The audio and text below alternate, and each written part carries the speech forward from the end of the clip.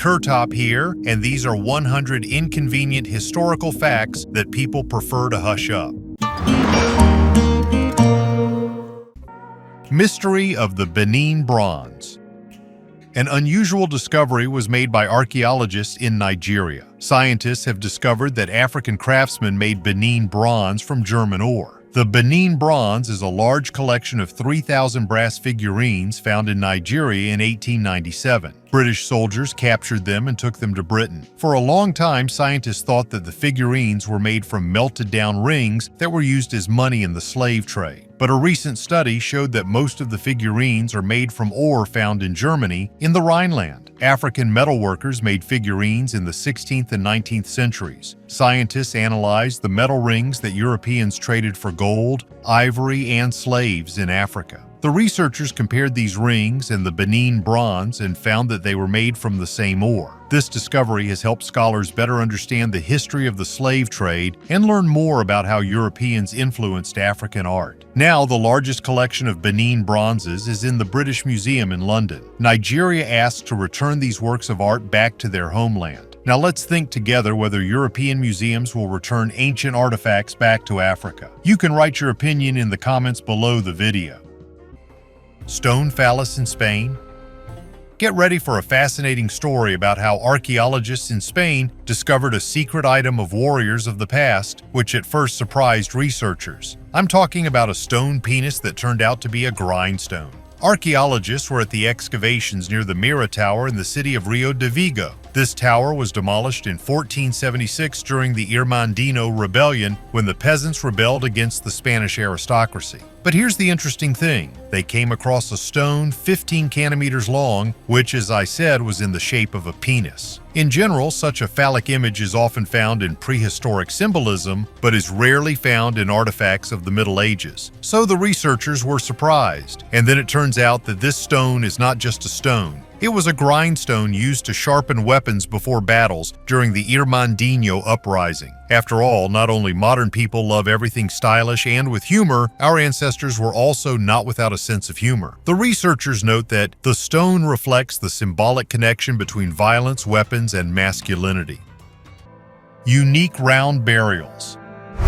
In December 2023, archaeologists from the Museum of Cultural History discovered a unique burial of infants in a quarry near Fredrikstad, Norway. Most of the 41 graves contain cremated remains of infants, a rarity for the period 800-200 BC. Scientists determined the age of those buried by thin fragments of cranial bones characteristic of infants. Each grave was surrounded by stone circles, and the remains were placed in urns or directly under the stones. Interestingly, cooking pits and fire pits were found near the graves, indicating rituals and gatherings associated with burials. The site may have been a meeting place for an ancient community where people mourned the loss of children. Mass graves of children are rare in archaeology. This discovery provides insight into the attitudes of ancient communities towards children, showing that they were an important part of society. And even thousands of years ago, people had great difficulty coping with the loss of their children. 100,000 ancient coins. In Maebashi, Japan, archaeologists have discovered a unique find: over 100,000 ancient coins, including Chinese Banliang coins dating back to 175 BC. These coins, found during the construction of the factory, cover the period from the 7th to the 13th centuries. They were tied into bundles of 100 pieces using sashi straw ropes. This site, close to the ruins of a Qin dynasty palace, was chosen to hide the treasure, probably because of the approaching war. A total of 10 60 sasha bundles were found, some of which contained up to 1,000 coins. Analysis of 334 coins from the hoard revealed 44 different types of currency, spanning the period from the Western Han Dynasty to the Southern Song Dynasty. The earliest Banliang coin has a diameter of 2.3 centimeters, a square hole in the center, and a thickness of 1 mm. The latest coin dates from 1265, indicating that the treasure was hidden during the Kamakura reign. 600-year-old English coin. Archaeologists have the most questions after discovering finds in unusual places, where they shouldn't be. That's what happened this time as well. In Canada, in Newfoundland, an amateur historian this year found an old gold coin that was minted between 1422 and 1427. It is considered to be the oldest English coin discovered in Canada. Preservation of the coin is unique, as if they were made yesterday. The gold coin was found somewhere on the south coast of Newfoundland. The exact location of the local authorities hide. They are afraid that treasure hunters with metal detectors from all over the world will come here. Findings like this rarely get into the media. If treasure seekers carry out their excavations, then official history may lose valuable exhibits that could help to better understand the history of the Middle Ages. Who could deliver this coin to Canada also remains a secret for now. If amateur archaeologists or black diggers find out at least this information, it will already be enough for them to determine the approximate location of the discovery of this coin and accordingly conduct their excavations there. While Canada is trying to find out who delivered the coin, Norway has already been able to recreate the face of a woman who lived here 800 years ago. The oldest alphabet has been deciphered. Since 1964, archaeologists have discovered 15 tablets with mysterious carvings at an ancient settlement site in Jordan. Recent analysis has shown that the tablets were likely created by the Canaanites, an ancient Semitic people who lived in what is now Israel, Palestine, Lebanon, and parts of Jordan and Syria. Research has revealed that the tablets contain 29 unique symbols written from left to right. These symbols include dots, vertical stripes, and abstract designs. Scientists believe that the inscriptions are cult proverbs associated with a religious temple. Some signs, such as a symbol resembling an eye, have been identified as ayin, which means eye in Hebrew. These parallels have helped begin the decipherment. The Canaanites inhabited Canaan from 3,500 to 1200 BC until they were conquered by the Israelite tribes. They are mentioned in the Old Testament. Interestingly, the Canaanite alphabet became the basis for the Phoenician script, which in turn influenced the Greek and Latin alphabets. Tuten Kamoon was not disabled. Today we have on our agenda one of the most mysterious pharaohs of ancient Egypt, Tuten Kamoon. Many of you have probably heard that Tuten Kamoon was a weak and sick boy who had difficulty moving due to bone diseases. But recent research and reconstruction of his face has led us to a startling discovery. That may not be the case at all. When archaeologists opened Tuten Kamoon's tomb, they found 130 sticks that they thought helped him move. But Egyptologists at the Cheltenham Science Festival are now arguing that this may have been an incorrect assumption. Imagine, the so-called clubfoot could be the result of the mummification process itself. What we thought were signs of weakness could actually be distortions caused by resin and tight bandaging. Sophia Aziz, a mummy researcher, is sure that in fact there is no evidence that Tuten Kamoon was disabled. Those sticks that were found on him could just be a symbol of his royalty. And although the mummy of Tuten Kamoon is missing one toe on his left foot, scientists suggest that it could have been lost in the process of moving the body or even taken as a souvenir. And these canes that were found on him were not assistants in movement, but status symbols. They depict his enemies, which gives us reason to think that Tutankhamun was not a wimp, but a battle-hardened warrior. Since the discovery of Tutankhamun's tomb in 1922, scientists have continued to explore its contents, and each time they make more and more new discoveries. Today we know that Tutankhamun ascended the throne in 1336 BC when he was only 9 years old and died at 19. But he was not just a pharaoh, he was a warrior. Leather armor and weapons were found in his tomb, which confirms this fact. And how many more such discoveries await us, we can only guess. Increasingly, archaeologists are studying the same find again, and it turns out that the previous conclusions were completely false. Until that time, many films and cartoons were shot in which Tutankhamun was depicted as a disabled person, but what now? Is it worth trusting archaeologists after that? Write your opinion in the comments, and don't forget to subscribe to our channel if you haven't already. The painful death of the Screaming Woman. In 1935, a mysterious mummy was found near Luxor, Egypt, dubbed the Screaming Woman because of her horrific open-mouthed expression. Scientists believe that the woman may have died from extreme pain leading to cadaveric spasm, which fixed her face in a scream. The mummy was discovered by an archaeological expedition from the Metropolitan Museum of Art in New York City in the tomb of Sinmut, the chief architect of Queen Hatshepsut. The tomb also contained a burial chamber for his mother and other relatives. Despite the rich burial, the identity of the screaming woman and the reason for her facial expressions remained a mystery for almost a century. Archaeologists conducted a detailed study of the mummy using CT scanning and infrared photography. A virtual autopsy revealed that the woman was about 48 years old, stood about 150 centimeters tall, and suffered from mild arthritis. Remarkably, her internal organs, such as her brain, heart, and lungs, were intact, which was not consistent with the usual mummification practices of the New Kingdom. Her burial included a black wig made of date palm fibers treated with minerals and 2 rings with jasper scarabs, indicating her high social status. Dr. Salem suggested that her facial expression may have been the result of cadaveric spasm, a rare condition in which muscles used heavily before death freeze, indicating possible suffering or extreme stress. The embalmers mummified her body before it began to decompose or relax, keeping her mouth open. This find is 800 million years old.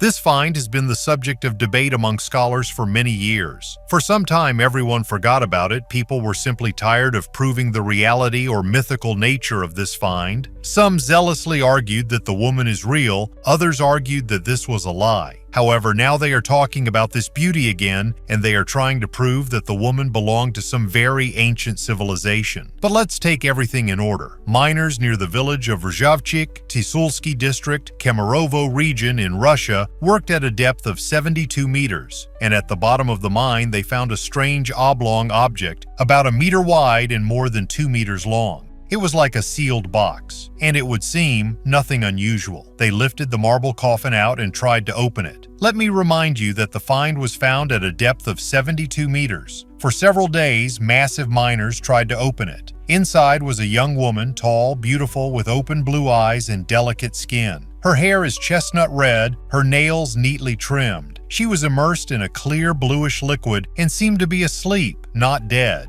Not bad, so the story intersects with the previous one, isn't it? The woman was wearing a dress but no underwear. People from all over the village came to see the woman and even came from nearby cities. To better examine it, they took it out of the liquid, and before our eyes it began to turn black. After a short time, she already looked like an ordinary old corpse. The scientists who arrived at this place immediately realized that such a find could completely change the history of mankind. After conducting radiocarbon analysis, scientists determined that the woman was immersed in a marble coffin and buried in the Carboniferous period of the Paleozoic era, millions of years before the advent of dinosaurs, long before the formation of coal on the planet. It is for this reason that the coffin has grown into a layer of coal and ended up so deep underground. They called the woman the Tuten Princess. They say that after this event, the place was mothballed. The military gathered here and completely buried the mine and closed access here. The 6 miners who discovered the princess died under strange circumstances, as often happens. Rumor has it that more similar burials were found near this place, but nothing is known about them. Let this story be fiction, and let's say nothing like it happened. And all these are tales of local villagers. However, in reality, there are many stories about other finds that are hidden, that disappear, that they try to interpret absolutely illogically. So there is someone who is trying to stick to one official story. Do you admit that the story that happened to the Tuten Princess could at least partially be true? Write your opinion in the comment below the video. Who ruled the seas 470 million years ago?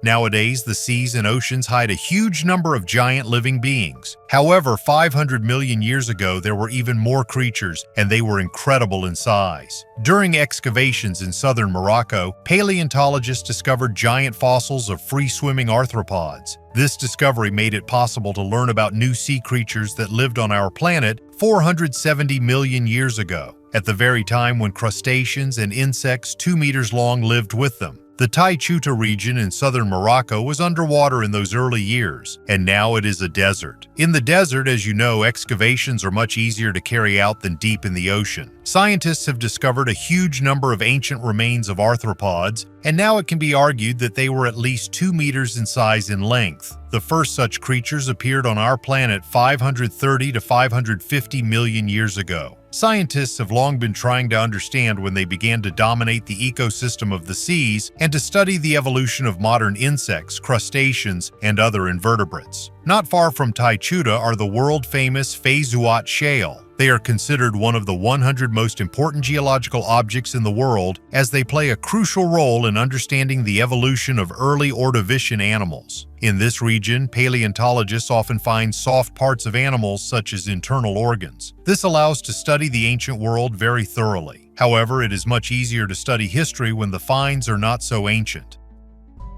The first home bath in Britain. Not everyone knows, but Britain was also under the control of the Roman Empire, so Roman villas are constantly found here. The Roman villa in Rutland gained its fame thanks to the 1,500-year-old mosaic discovered here. The villa belonged to very wealthy owners. When there is a lot of money and the possibilities are endless, then you can do anything. And the owners decided to rebuild their barn into a real home bath, where there was a steam room and a bath with cold water. Such a luxury, and especially in those distant years, only a few could afford. For you to understand, in our time there are more owners of private jets than 1,500 years ago there were owners of home baths. The bath was most likely two-story, had heated floors, a steam room, and a font with cold water. In addition, the bathhouse had a tepidarium, or medium temperature room, where wealthy villa residents scraped off dead skin with a metal tool known as a strigil. The heating system in the building could maintain various temperature conditions. The remains of the mosaic measure 8 by 10 meters and are the only of their kind in the UK and one of the few in the world. I already talked about the mosaic once. It depicts the plot of the ancient Greek poet Homer about the hero Achilles and his battle with Hector at the end of the Trojan War. The discovery of this mosaic was Britain's most outstanding find in the past 100 years. And then there's the bath. Now, historians have more material to study Roman Britain. That is an important period in the history of this state. The next find is no less interesting. An amateur archaeologist managed to find an ancient wedding ring. Tomb of the Magician.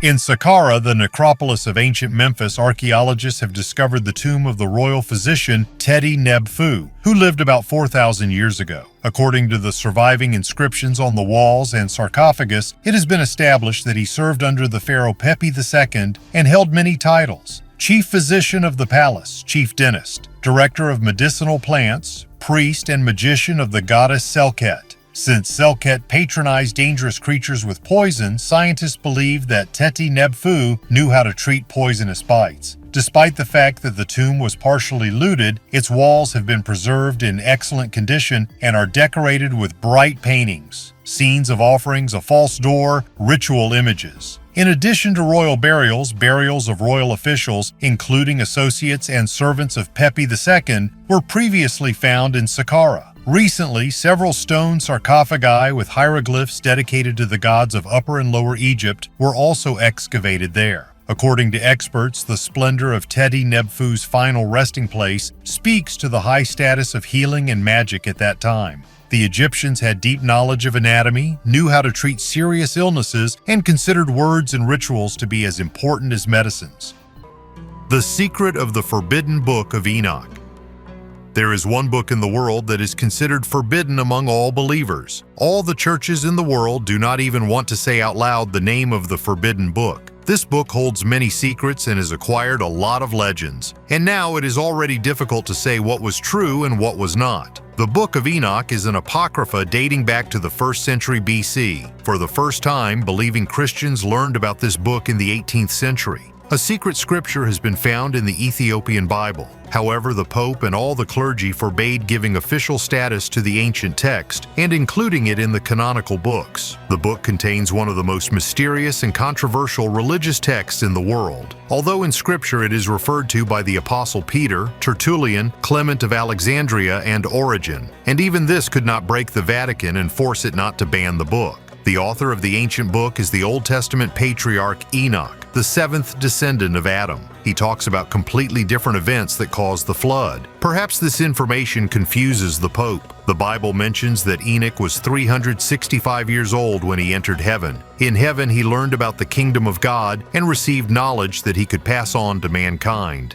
After that, many angels descended to the earth who saw the most beautiful women and took them as their wives. In response to this, God became angry and decided to wash away their sins with the great flood. For thousands of years, people have been trying to understand the meaning of the scriptures. Indeed, if children were born from the connection of angels and earthly women, then they were real giants, from 5 meters or more. Angels taught people how to create weapons and gave them secret magical knowledge. However, nothing good came of it. Humanity only destroyed each other. God, seeing what was happening on earth, warned Noah about his decision to cleanse the earth of the godless, leaving only the righteous. The Lord sent the angels into the darkness before the last judgment. The giants themselves destroyed each other, and that time was the beginning of a new human era. Until now, the knowledge presented in this book has been carefully studied not only by religious people, but also by scientists and even ordinary readers. Indeed, after reading this book, many questions and theories of the origin of mankind arise. This book indicates that the Lord came to earth from another world and populated it with people. Such a theory of the origin of mankind does not coincide with any of the accepted in different religions. This book once again receives the status of mystery and mysticism.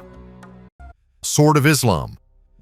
This sword, known as the Sword of Islam, was created as a symbolic ceremonial weapon and presented to Benito Mussolini in 1937 in Tripoli. The purpose was to demonstrate the support for his regime from the Muslims in Libya, then under Italian control. Mussolini readily accepted the gift and even used it in propaganda, presenting himself as the defender of Islam, an attempt to strengthen Italian influence in North Africa and the Middle East. The sword was luxuriously decorated. Inlays, intricate engravings, and oriental motifs emphasized its status not as a weapon, but as a political symbol. However, the fate of this sword was dramatic. In July 1943, when Mussolini's residence in Rocca delle Camminate was destroyed and looted by the Italian resistance, the sword disappeared without a trace. It is still unknown whether it was destroyed, hidden, or taken away. The Sword of Islam has gone down in history as a rare example of how a weapon can be used not for war, but as an instrument of ideology, and as an artifact that disappeared with the fall of the regime that tried to use it to consolidate its hold on power. Nazis and ancient giants. Among the many occult and pseudoscientific theories that the Nazis actively promoted through the Ahnenerbe organization, one of the most mysterious is the idea of the existence of ancient races of giants. The Nazis believed that these giants were the ancestors of the Aryans and possessed enormous physical strength, wisdom, and high technology. They were considered an example of the superiority of the Aryan race, which the Nazis sought to prove. The goal of the Ahnenerbe expedition to Tibet, South America, and Scandinavia was to find archaeological evidence of the existence of giants. These searches were part of a larger program aimed at finding artifacts that could reinforce the Nazi ideology of the purity and superiority of the Aryan race. There is a version that in some expeditions the remains of giant creatures were found: skeletons, skulls, and bones of enormous size. These finds were supposedly to be used in Nazi propaganda to support ancient myths about a great race from which they believed the Aryans originated. However, no reliable scientific evidence of these finds has ever been published, and much of the information about such expeditions remains at the level of legends and rumors. The idea of ancient giants fit well with the mythology on which the Nazi ideology was built, associated with the search for Aryan roots and the revival of ancient semi-mythical civilizations. Find from the Once-in-a-Lifetime series.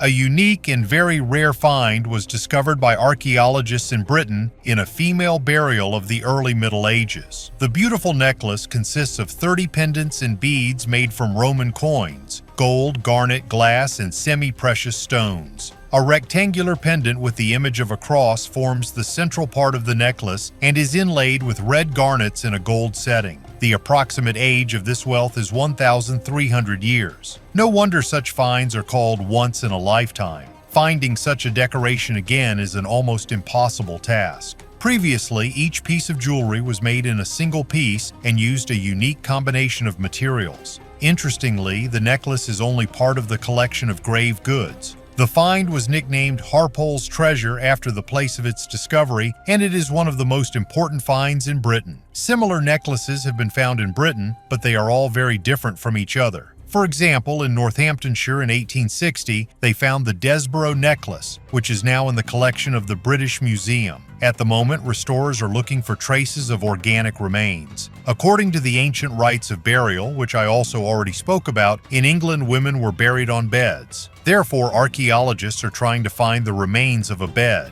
During this time, the skeleton had completely decomposed, only tiny fragments of tooth enamel remained. Judging by the jewelry, the woman was very influential in her time. She could have been an abbess in a temple or even a member of the royal family. But if this find can be more or less explained, then no one can explain the mysterious Book of Enoch.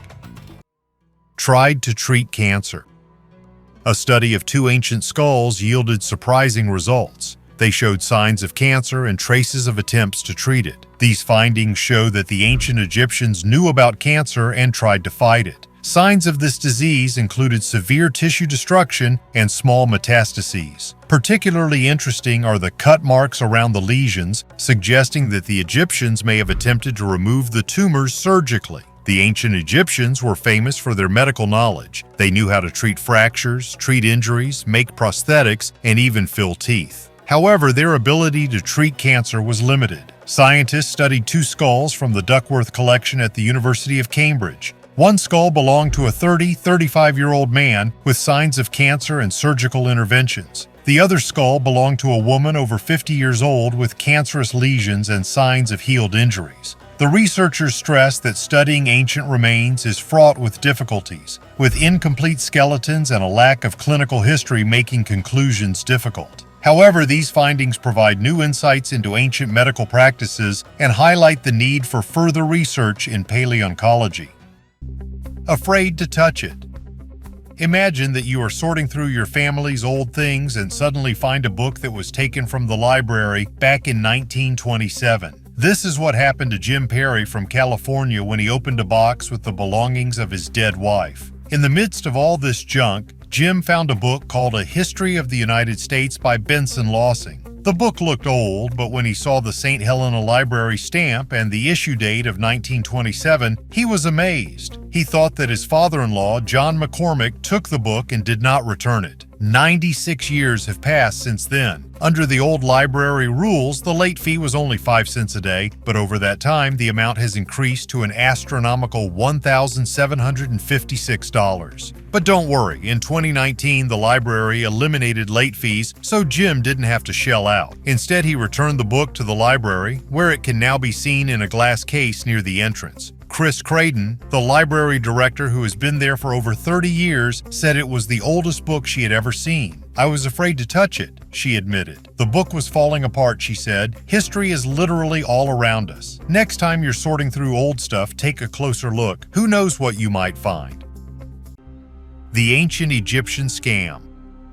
Archaeologists have found in Egypt one interesting document about a marriage scam. This papyrus is over 2,000 years old. Just imagine, we can now find out what kind of scams men were capable of in relation to their lovers in ancient Egypt. This manuscript is a complaint of the deceived bride Philomena to King Ptolemy with a request to punish Numenius who promised to marry. As stated in the text, instead of a wedding, a man simply appropriated the dower of his former lover. As you can see, the history of marriage scams has very long roots. Even then, people used legal tricks and engaged in fraud. So far, we know only about one such case which has been documented, and how many of them happened in those years, we can only guess. The document was found in the Deir el-Banat necropolis in the Fayum oasis. For almost 1,000 years, people were buried here from the 4th century BC to the time of Byzantine Egypt. The manuscript was buried as a material for ritual decorations. The thing is that not everyone could afford to put precious stones and metals in burial places. Therefore, the ancient Egyptians resorted to trickery.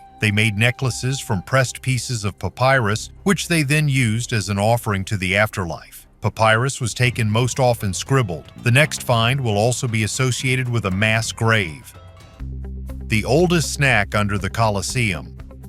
It is no secret to many that the sewerage of ancient Rome has survived to this day and is still usable. Now, it is unlikely that any of you will want to study sewerage, but archaeologists have been doing this for a long time. This is one of the few ways to find out what the Romans ate in ancient times. For more than a year, they have been conducting their research under the amphitheater, and now they can confidently tell what people ate while attending gladiator fights and performances. After a long study of the sewerage under the Colosseum, scientists found traces of olives, nuts, meat, cherries, grapes, and figs, which are at least 1,900 years old. In addition to the remains of food, bones of bears, lions, dogs, and other animals were found. Most likely these animals fought among themselves, and the creepiest thing is that people like to look at it and it was completely legal. In addition, they managed to find about 50 bronze coins and one very rare about 171 years old, which was made in honor of the 10-year reign of Emperor Marcus Aurelius. The sewerage is the only place where you can find treasures such as coins, animal bones, and leftover food. If for an ordinary person all this seems insignificant, then for archaeologists and historians, these are the most valuable finds. After all, their value is not measured in monetary terms. Judging by the bones of animals, not only lions and bears took part in the battles, but also small dogs, chickens, and even pigs. Perhaps they were used as food, and it was interesting for people to watch how a hungry lion tears apart a pig and swallows small dogs. For many, the Colosseum evokes associations only with gladiators and animals, although in fact, a lot of various events took place there. Fiery performances, imitation of sea battles, and much more. The last performance at the Colosseum that has been documented took place 1,500 years ago, and around this time the British built the first domestic bath. Buddha Iron Man.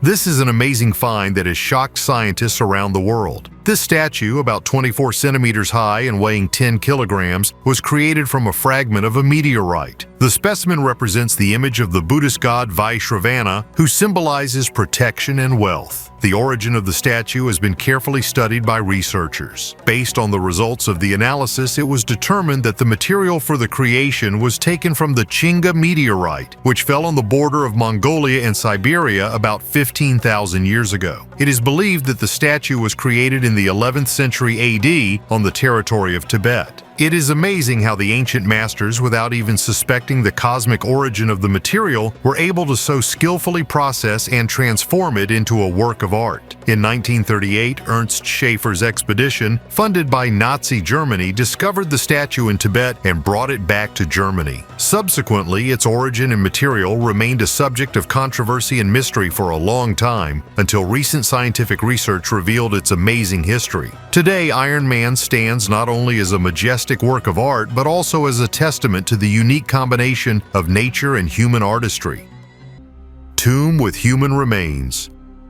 Incredible discovery straight from the heart of Oman. Archaeologists have found an ancient stone tomb in the desert, which is over 7,000 years old. Just think about it. It was so long ago that even dinosaurs have already become extinct. In this tomb, they found the remains of dozens of people who lived in those ancient times. This place is located near the city of Eni-Afun in the center of Oman, close to the coast. But do not think that there are palm trees and sandy beaches. Around only a harsh rocky desert. Archaeologist Elizabeta Danielisova and her team from the Czech Institute of Archaeology in Prague have been digging in the sands of Oman for years, unearthing the country's ancient secrets. They even discovered a stone axe that could be over 1 million years old. Can you imagine what secrets these stones can hold? But their research is not limited to just one tomb. They also study ancient drawings on the rocks nearby. These drawings were made thousands of years after the tomb was built. What will they tell us about the lives of those people who lived here thousands of years ago? We don't know yet, but we'll definitely find out later. Peaceful people in America. The sacred city of Corral Supe, located on a desert terrace in Peru, was discovered by archaeologists in 1948. This ancient city, estimated to be 5,000 years old, is recognized as one of the oldest in the Western Hemisphere and is considered the cradle of civilization in the Americas. The main architectural landmark of Corral is the Pyramid Mayor, almost 30 meters high and the size of 4 football fields. Built around 2600 BC, it is comparable in age to the ancient pyramids of Egypt. Radiocarbon dating of organic materials confirms that Corral Supe existed at the same time as the Egyptian pyramids. Artifacts found at Corral, such as the quipu, a system of knots used to store information, indicate a high level of development and influence on subsequent Andean civilizations. Architectural features, including pyramidal structures and elite residences, indicate a complex socio-political organization and a powerful religious ideology. The absence of traces of war, such as fortifications and weapons, indicates the peaceful nature of the society based on trade and pleasure. In 2009, Corral Soup was designated a UNESCO World Heritage Site for its architectural heritage and influence on later Andean civilizations. Mysterious Book of Thoth.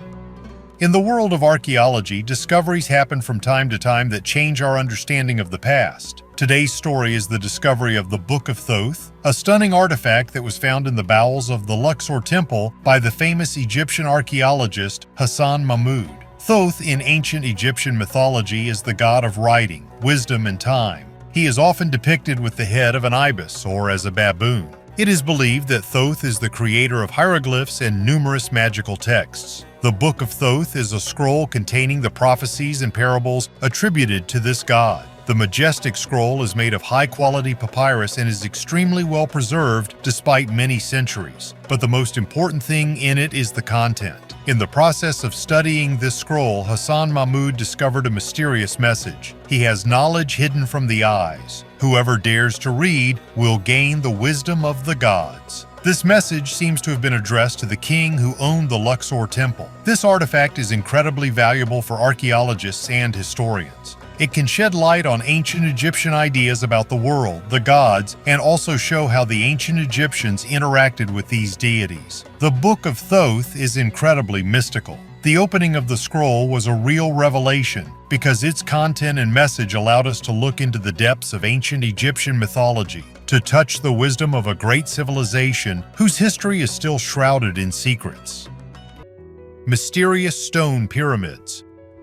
For the first time, this find was talked about in 2015, and in my first videos on the channel, I most likely even talked about it. Then, at the bottom of Lake Constance, located on the border of Germany, Austria, and Switzerland, archaeologists found a chain of 170 stone pyramids. They formed a 20-kilometer strip running parallel to the lake shore 200 meters from it. Each pyramid had a diameter of 30 meters and a height of about 2. The pyramids are located on a layer of lacustrine deposits formed after the retreat of the Rhine Glacier more than 10,000 years ago. Now, archaeologists have more modern equipment to study ancient objects, especially those located in hard-to-reach places. With the help of an excavator, they excavated one of the pyramids to get to the stone layer. There, they also found wood with traces of primitive processing. Thanks to this wood, archaeologists managed to somehow date the pyramids. So far, the use of the pyramids by ancient people has several options. These could be places of worship or some kind of crypts for the burial of people.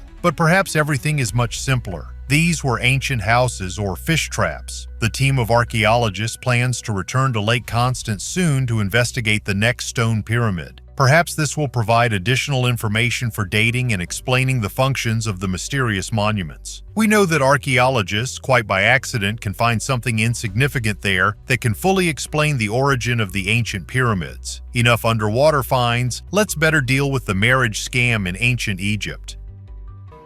Sunken 700-year-old ship.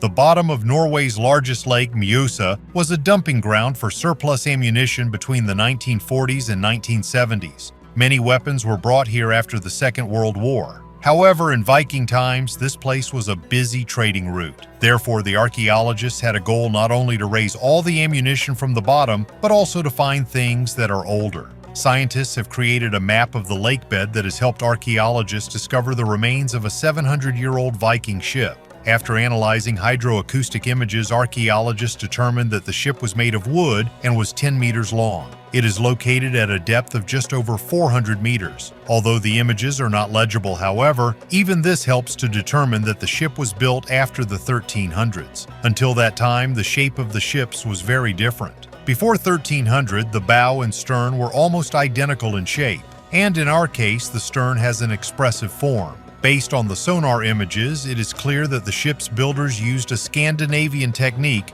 overlapping hull planks, to make the ship lighter. Archaeologists suspect that the ship has a central steering wheel, although the steering wheels of Viking ships were usually located on the right. Due to bad weather and visibility, it is difficult for archaeologists to examine the ship in more detail, so they will continue to study the object and perhaps they will continue its rise to land next year. Previously, about 20 ships have already been found in shallow water, but now archaeologists are trying to study objects at a greater depth. Lake Mjosa is freshwater, so ships can be preserved in it for centuries. Of course, metal objects will rust, but the wood will be preserved, albeit not in its original form. Have you ever wondered what kind of snacks people in ancient Rome took with them when they went to gladiator fights?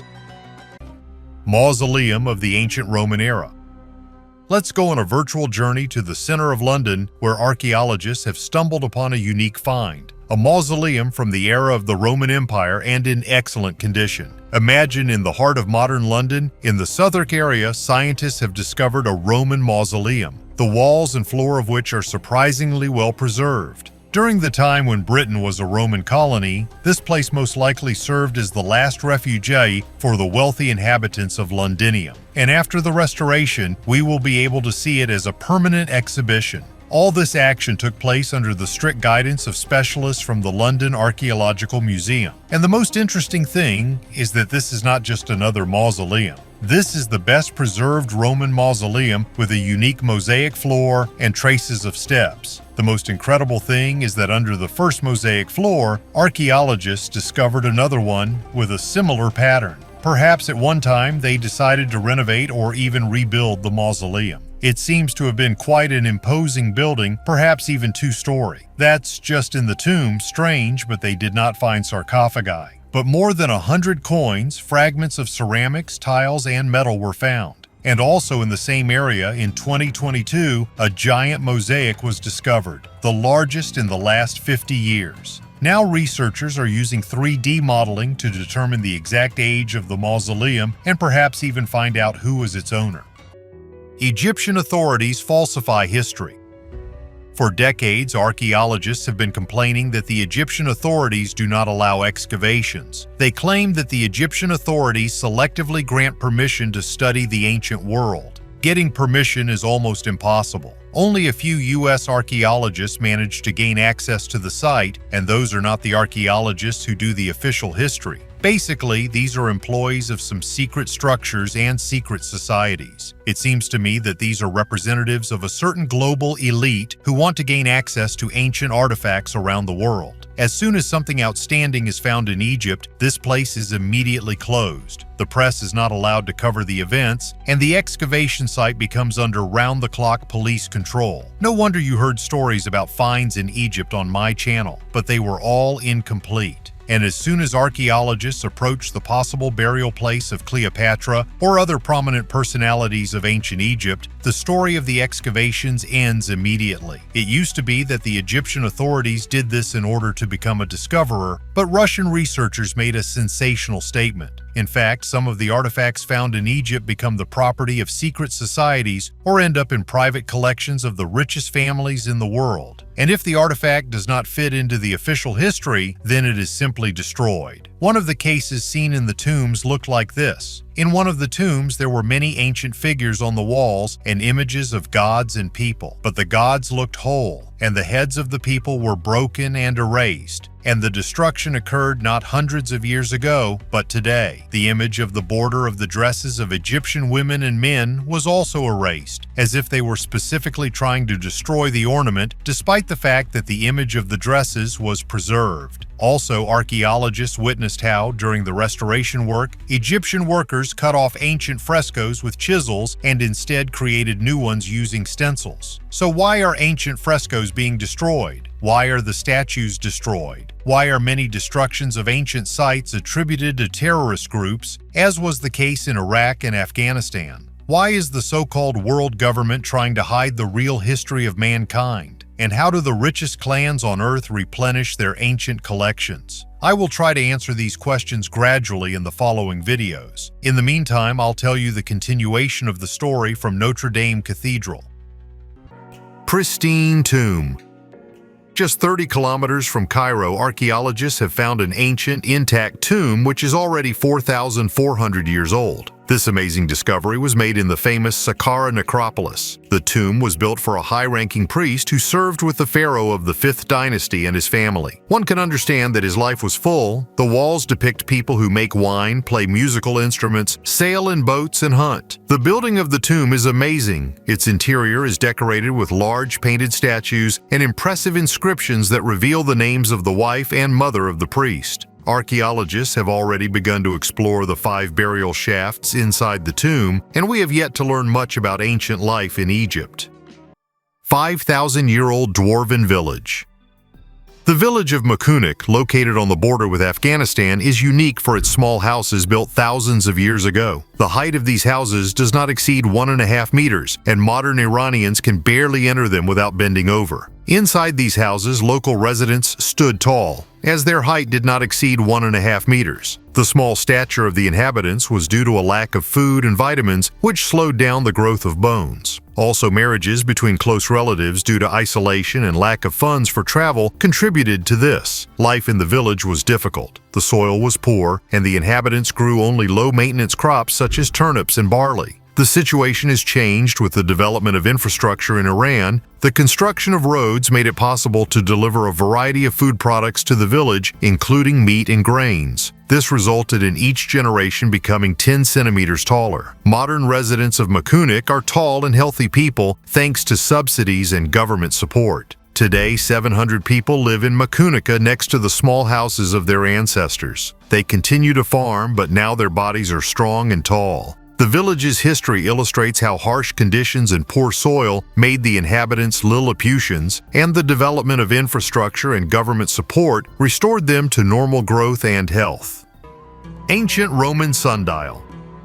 Guys, are you ready to be surprised? Now I will tell you about an amazing artifact from ancient Rome, a bronze sundial in the form of pork hams. Yes, you heard it right. This amazing item was found in the 18th century at the famous Villa of the Papyri in Herculaneum. It was nicknamed pork clock or prosciutto clock, Italian for ham. The bronze ham shows a curvilinear table that helped measure the length of the shadow. The vertical columns indicate the names of the Roman months, and the horizontal lines indicate the number of hours from sunrise to sunset. Unfortunately, the pointer, gnomon, broke off and was lost. But in 2016, scientists created a copy of the clock using a 3D printer and added a gnomon tail to the ham. The researchers conducted experiments and found that the clock works quite well. It may seem that the accuracy of the clock is not high, but the Romans did not need to know the time to the nearest minute. Moreover, these clocks were more of a status item, like modern expensive Swiss watches. People wanted to show that they have such a thing and not just tell the time. You may ask, how did the Romans point the clock at the sun without a compass? The answer is simple. They set the vertical plane of the clock directly to the sun.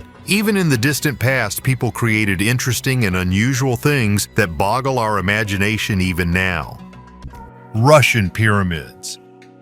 If you haven't seen it in person, you've probably heard about the greatness of the Egyptian pyramids on the Giza Plateau. This architectural ensemble, which has delighted the world with its splendor for centuries, is considered one of the most monumental. But Russian researchers have proposed an alternative, pointing to the existence of even older pyramids in Russia, covering areas from the Kola Peninsula to the Black Sea. The first discovery of such pyramidal structures occurred on the Kola Peninsula in 2001. The dating of which indicated an age twice that of the Egyptian counterparts. Subsequent discoveries confirmed the artificial origin of these pyramids, built between 9,000 and 40,000 years ago. In 2010, researchers discovered another ancient pyramid, indicating similar construction techniques to Egyptian and Chinese structures. In the Krasnoyarsk region is Sopka Chernaya, an extinct volcano nicknamed Pyramid for its triangular shape with man-made masonry, discovered in 1993. In Rostov-on-Don, there is the Sanctuary of Arius, a unique structure that predates the Egyptian pyramids by 1,000 years and was built according to the principle of the golden ratio.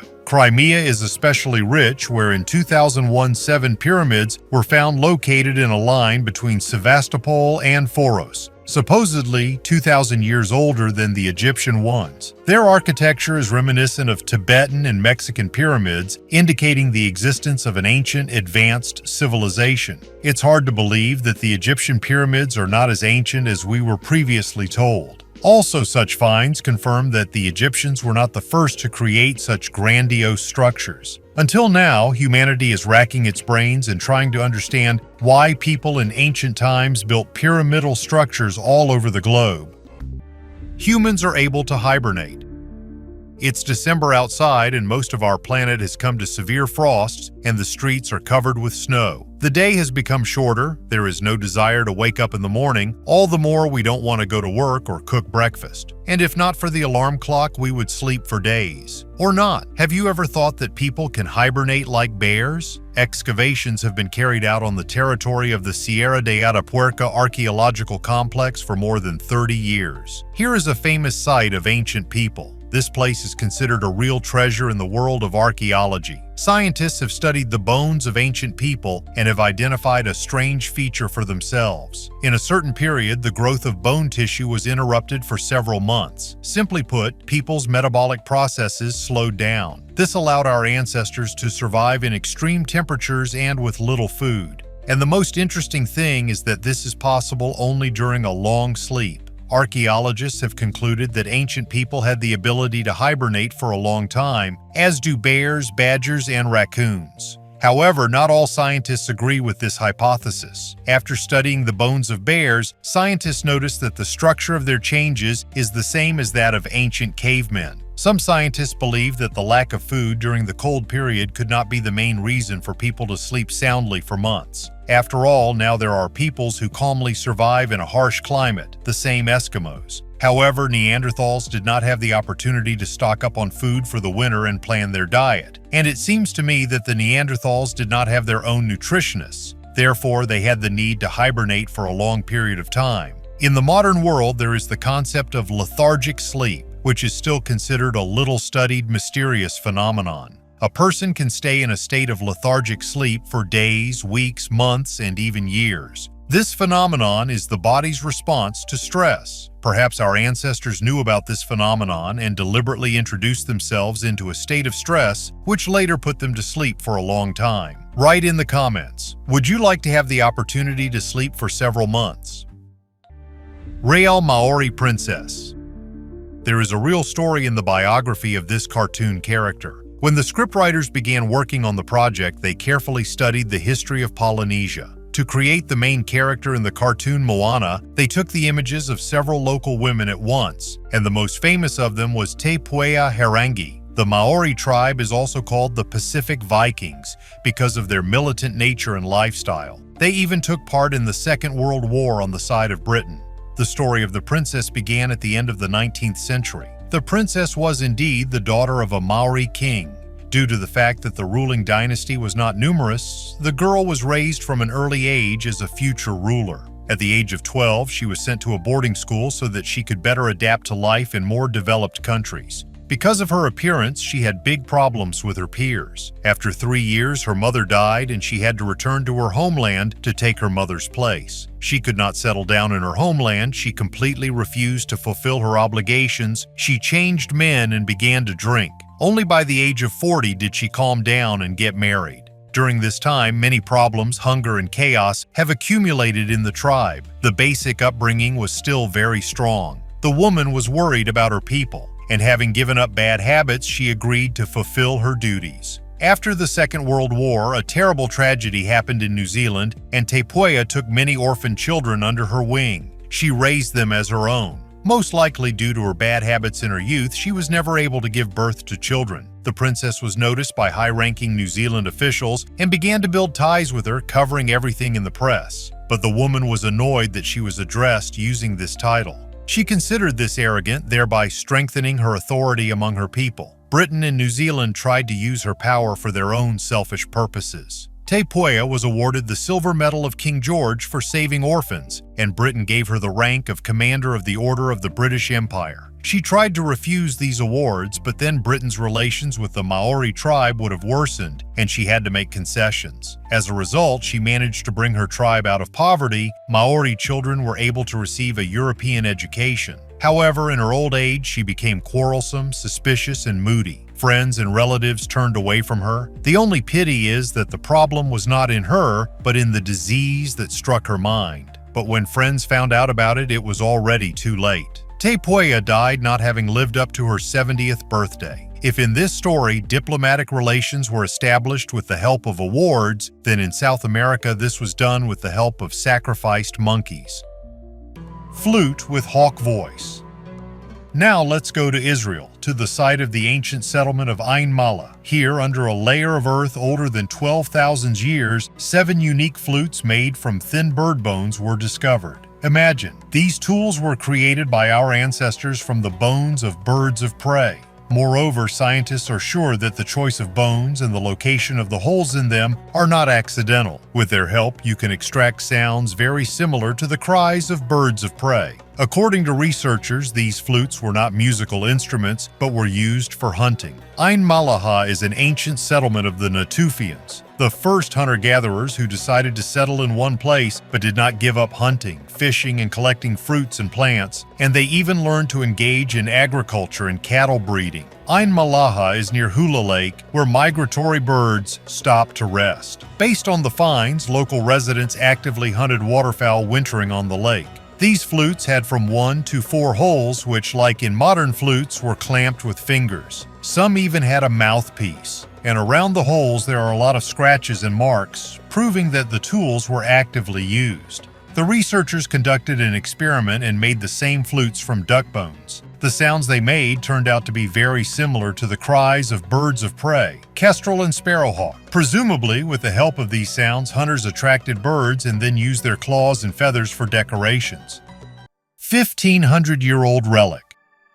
Archaeologists from Innsbruck have discovered a rare ivory reliquary in an early Christian church in Irschen, southern Austria. This unique artifact, which is about 1,500 years old, is a box measuring approximately 20 by 30 centimeters, decorated with Christian symbols. A team of archaeologists led by Gerald Grabherr has been excavating the region since 2016. On August 4, 2022, they found the reliquary under the altar in the side chapel of the church. Although the artifact was damaged, researchers were able to identify it as a pyx, a round ivory container richly decorated with Christian motifs. This discovery was the first of its kind in Austria. There are about 40 such chests known throughout the world, and the last one was found about 100 years ago. Most pyx are kept in cathedral treasures or displayed in museums, making this find especially valuable. Ivory lying underground absorbs moisture, becomes soft, and is susceptible to destruction. Conservation of the artifact required careful and lengthy drying to prevent shrinkage and cracks. For 2 years, fragments of the reliquary were preserved for scientific analysis. Researchers are working on a 3D reconstruction of the pyx. This process will provide a deeper understanding of the history and significance of this unique find.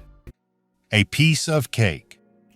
On February 10, 1840, Queen Victoria married Prince Albert of Saxe-Coburg and Gotha. At their wedding, an impressive cake weighing about 136 kilograms was served. The 3-tiered treat was decorated with miniature figurines of the bride and groom in Roman attire, as well as an exquisite retinue made of refined sugar, which was then a truly luxurious and rare product. The inside of the cake was generously soaked in alcohol and filled with lemon, elderberry, sugar, and dried fruit. However, there was a problem. Victoria was on a diet, and the guests, it seemed, were not so hungry as to overcome a cake weighing more than 100 weight. Therefore, at the end of the celebration, the Queen ordered that the cake be cut into small pieces, which were then placed in tin boxes and distributed to friends, family, and other honored guests. Thus began the tradition of giving guests pieces of the wedding cake, a tradition that even at the royal court took the form of a keepsake. Many owners of these souvenirs decided not to eat them because they were a valuable gift from the Queen herself. Some slices remained untouched and have survived to this day. Today, pieces of Victoria's wedding cake are true relics. Several of them are in the Royal Trust collection, and one such piece was sold at auction in 2016 for £1,500. If this seems like an impressive sum, it is worth noting that in 1998, part of the wedding cake of King Edward VIII and Wallis Simpson, dated 1937, was sold at Sotheby's for $29900. But surprisingly, Victoria's wedding cake is still edible thanks to its high alcohol content. Theoretically, it could be tried today, although it would most likely remain just a legend. Accidental discovery of Tuten Kamoon's tomb. Back in 1922, an archaeologist named Howard Carter encountered the greatest discovery of his life. In the Valley of the Kings in Egypt, he discovered the tomb of Tuten Kamoon, which contained more than 5,000 precious artifacts. But do you know that this expedition might not have happened? Western archaeologists have been exploring the Valley of the Kings since the beginning of the 19th century. When the First World War began, the excavations were suspended and did not achieve great results. At this time, the Earl of Carnarvon, or George Herbert, who financed these excavations, appears on the scene. He was disappointed by the lack of discoveries and was ready to cut off funding. But in 1922, he decided to give a chance to Howard Carter, who was sure that there was something important in the Valley of the Kings. This was the last excavation season in the valley. Working tirelessly, Carter and his team almost lost hope until November 4th, 1922, they opened the tomb of the pharaoh Tuten Kamoon. It was a huge discovery that surprised the whole world. In the tomb, they found more than 5,000 valuable artifacts that had been lying untouched for 3,000 years. In Carter's book, which was later found, was the address of the Earl of Carnarvon, thanks to whom these excavations took place. The Count unfortunately died the year after the discovery from complications from a mosquito bite. 50 years after Carter's discovery, many of the treasures from Tutankhamun's tomb were on display in the British Museum. The exhibition was so popular that it was extended for 6 months. Over 30,000 people visited it in the first week. On the first day of the exhibition, people stood in line for more than 14 hours to see these unique artifacts. Interestingly, in 1921, Howard Carter was a guest of the Earl of Carnarvon in his castle. This is confirmed by the population census of the time. It's funny that the profession of an archaeologist was not mentioned in Carter's documents. He was called an artist. After Tutankhamun's tomb was completely cleared in 1932, Carter decided to retire from archaeology. He died 7 years later. There was an amazing story about how perseverance and self-confidence led to one of the most important discoveries in the history of archaeology. The path to discovery is not always straight and easy, but it is stories like these that show that even the most difficult obstacles can be overcome. Mayan statue without a head. In recent years, all finds from Mexico are associated with the construction of the Mayan train railway. I have already told several times in previous videos how many interesting things the builders managed to discover. This time they found a headless statue the size of a man, 1.65 meters. Archaeologists believe that the limestone statue is Yum Kib, which translates as the god of the phallus, or fertility. It depicts a prisoner who was captured during a military conflict. Prisoners of war with high status were sacrificed, and soldiers in a simpler way were used as slaves. The sculpture was found in the ancient city of Oxcantoc on the Yucatan Peninsula. Translated from the Mayan language, the name of the city means Stone of the Three Suns. The settlement existed from 250 to 900 AD, was first described in the 16th century. Near the city, a huge cave system was previously discovered where, according to archaeologists, local tribes were hiding from the Spanish colonizers. The last mention of this city was in 1500 AD, most likely at the same time the city ceased to exist. Archaeologists cannot yet name the exact reason why the city died out. Oxcantoc is a very important and unique place. There are many engravings and inscriptions that tell us about the events of the past. Thanks to the decoding method of the Soviet scientist, which I talked about, we ourselves are able to read about the events and people who were here more than 500 years ago. Visiting the ancient Mayan buildings is one of my goals for the coming years. And when I do, I will definitely tell you and show you. The Holy Grail of the Nazis.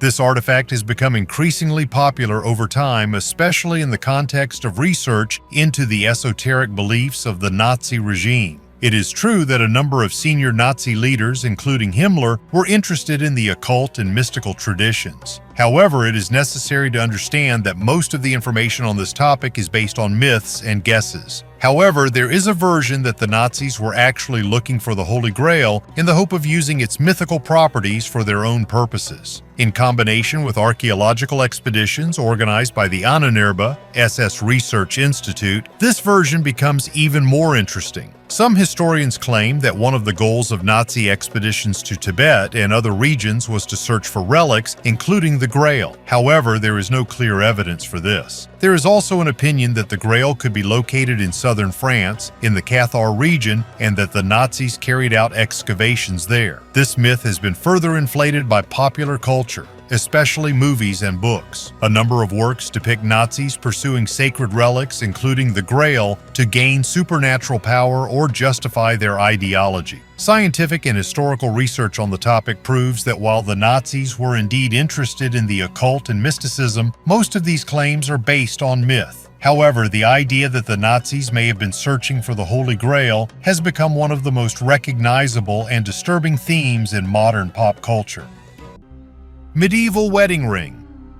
I will continue the story of the new discovery from the UK in the field of Dorset, a county in the southwest of England, where an amateur archaeologist found an amazing artifact. Often, metal detector enthusiasts return home with empty pockets. But David Board was incredibly lucky. At a depth of just over 1 meter in the mud, he found a gold ring with diamonds in almost perfect condition. Back in the distant 1970s, Board was engaged in the search for artifacts, but then he abandoned this business for many years. And since 2019, this trip was the second and immediately so successful. He believes that such a find happens once in a lifetime. Indeed, in those days, such jewelry was not mass-produced, and the master put his soul into each ring and created a piece of jewelry with maximum meticulousness. This ring is already valued at $50,000 at auction. The dating and authenticity of the ring was checked in the British Museum.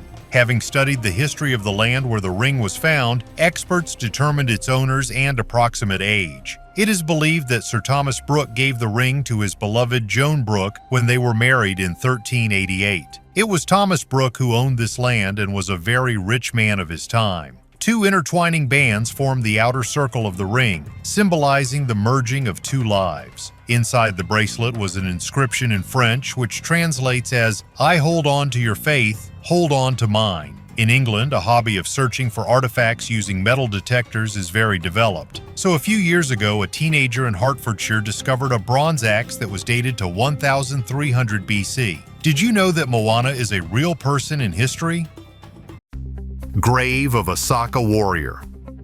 For a long time, there were no finds from Kazakhstan, but there is actually something to see there too. This year, archaeologists found an early Iron Age burial mound, which contained an almost untouched burial place of a Saka warrior who lived in the 5th to 2nd centuries BC. Fragments of a sword adorned with gold, golden leaves, silver alloy clothes, and arrowheads were found in the pit. The remains of the warrior lay in a wooden box at a depth of 3 meters. According to a superficial analysis, the man was not young and not from the royal family because the artifacts found in the pit indicate that he was a warrior, possibly a military leader. Scientists learned about mounds in the Alatau region in the late 1960s. They were found here 9 pieces. Not much is currently known about Saka. How did this people appear? How they lived next to the nomads? What was their way of life? The more archaeologists find similar burials, the more they will be able to learn about those ancient people. But in Egypt, for many years, the authorities have been trying to hide the official story. Mermaid from India.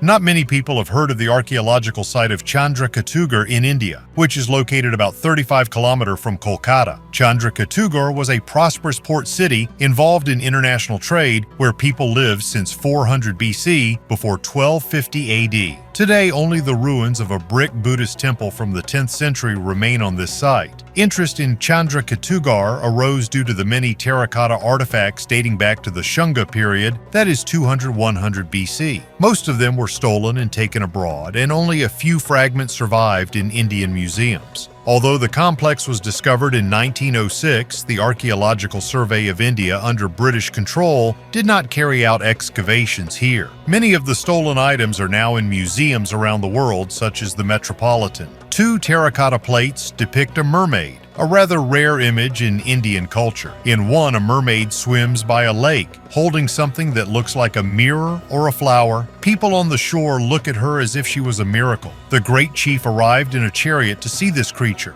On another, a mermaid was caught in a net by fishermen. People wave at her and she answers them without showing any fear. Looking at these reliefs, I wondered, are they not a reflection of ancient legends or real events that took place in Chandraketugarh 2,200 years ago? Perhaps mermaids were not a figment of the imagination, but real sea creatures in ancient times? Write in the comments under the video. Do you believe in the existence of mermaids or something similar? It's no wonder that the depths of the seas and oceans have not yet been explored. Sacrifice in Denmark. In Denmark, on the island of Zealand, archaeologists have discovered the remains of a man who presumably was sacrificed. The ritual most likely took place during the Neolithic period. The find is over 5,000 years old. At the moment, experts have found leg bones, a pelvis, and a fragment of the lower jaw with teeth. The archaeologists will determine the sex of the victim later on the basis of the pelvic bones, and the age will be determined by the teeth. Let me remind you that people have only two sexes, male and female, and they differ in the pelvic bones. The fact that it was a ritual sacrifice is indicated by animal bones and a flint axe found nearby. Swamp people archaeologists find all over the world. Some die during an accident, others are buried during a sacrifice. In ancient times, people believed that such sacrifices to the forces of nature would help overcome hunger and other disasters. It seemed to them that the swamp sucking in a person would help the people. It's good that people don't think so now. And during the global melting of glaciers, they do not sacrifice people. Continuation of the story of the lead sarcophagus. I already talked about the lead sarcophagus in one of my videos and promised to tell you more about the study of this interesting find. But indeed, the opening of the sarcophagus turned out to be interesting and with an unusual continuation. Inside one of the sarcophaguses were the remains of Canon Antoine de la Porte, who died in 1710. And in the second, archaeologists found a sawn skull. It was the skeleton of a horseman of noble origin. His skull was artificially deformed in childhood, and after death he was cut in half. The sarcophaguses were discovered during restoration work at Notre Dame Cathedral in Paris. During the long years of its existence, the cathedral was restored several times, and only thanks to the epitaph, scientists were able to identify the remains of Antoine de la Porte, who at the time of his death was 83 years old, and he died on December 24, 1710. He was quite wealthy and at one time financed the work on the reconstruction of the cathedral. Fortunately, all his bones, hair, and even a beard have survived to this day. It is not yet possible for archaeologists to determine exactly who was the second person. Previously, it was a rider of aristocratic origin, 25 to 40 years old. He did not serve in the church. He died around the 16th century. Unusually, he was embalmed before burial, which was a very rare practice in those years. Perhaps the skull was cut for this procedure. Next to him in the coffin were found the remains of many different plants, and on his head during the burial he had a wreath of flowers, which once again proves that he was not an ordinary person. However, scientists from Greece put forward the theory that people are able to hibernate for weeks and even months. You will learn more about this later. Golden Diana.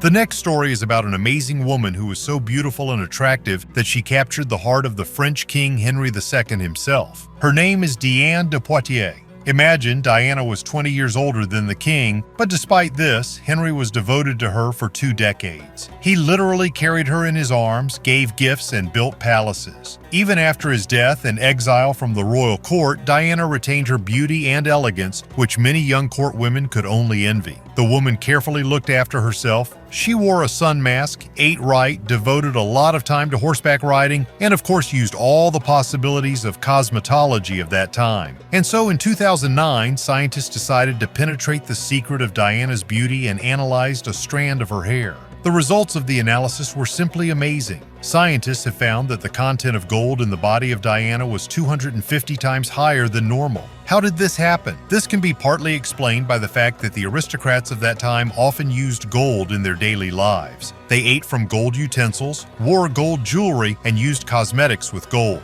But there was something else. In the old archives, there are records of the golden drink that the Parisian alchemists made especially for Diana. This elixir of beauty and youth included gold foil, lemon juice, wine, and other ingredients that were supposed to act as a slow-acting poison. In the portraits of Diana, her skin looks white as porcelain, which is most likely the result of anemia due to the constant use of this beauty drink.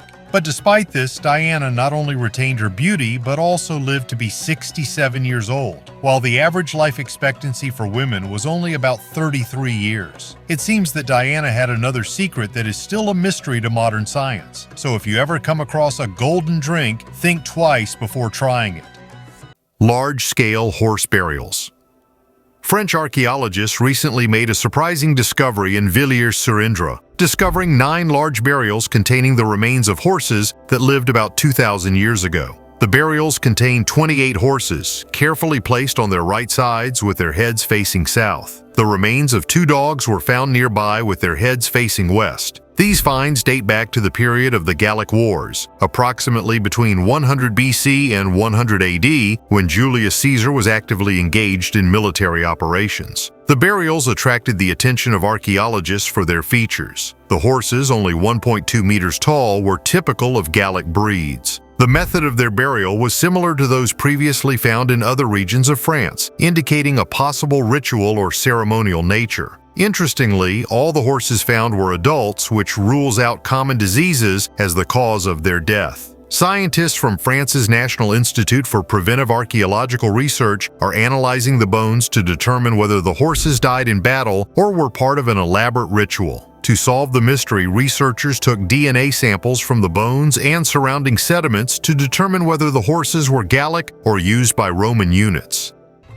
Ancient tumor with teeth.